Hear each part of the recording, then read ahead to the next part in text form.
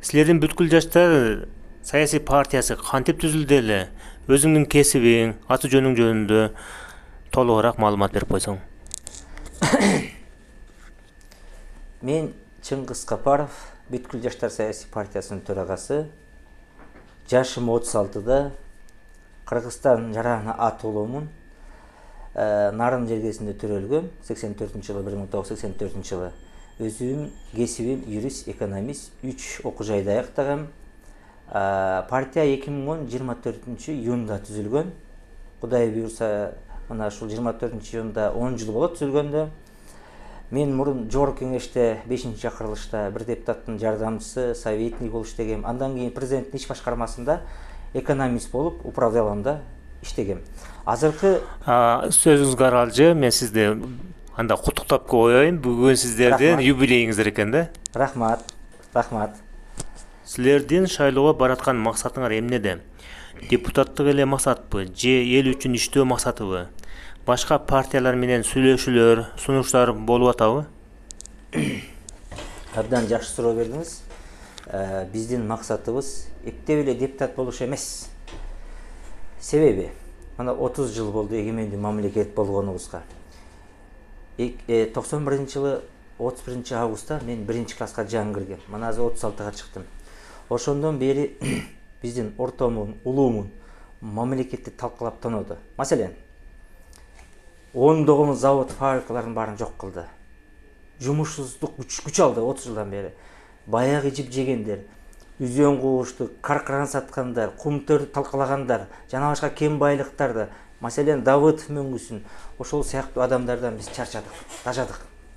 Анан биз да окудук, билим алдык, эл үчүн бир ак кызмат кылып, таза адамдар, улуубу, кичүүбү, аялбы, эркекпи, баарыбыз тазалануу жолуна барып, таза адамдар баралы. Анан ал жакка баргандан кийин мен ачык айтам, партиям атынан жана партиялаштарым атынан, биз эгер Кудайым буйруп элибизди колдосо, парламентке келсек бир гана эл үчүн иштейбиз.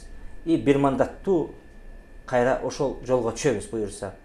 Анткени биз булардан кутулмайынча, азыркы депутаттардан, азыркы өкмөттөн, азыркы бийликтен, кыскасы 30 жылдан бери келаткандан кутулмайынча, эч качан мамлекет өсүп, өнүгүп алдыга жылбайт.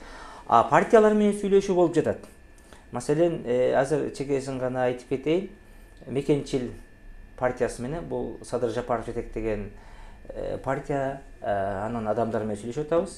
Андан сырткары Таза Кыргызстан деген Марат Иманкуловдун жетектеген партия. Андан сырткары жаш, жаңы адамдар, бизнес кылганы баары келип атат. Мен элге кайрылат элем. Келиңиздер, таза адамдар, баарыбыз биргели. Биз эч кимдин адамы эмеспиз, биз элдин гана, мамлекеттин гана кадрыбыз, Кыргызстан деген.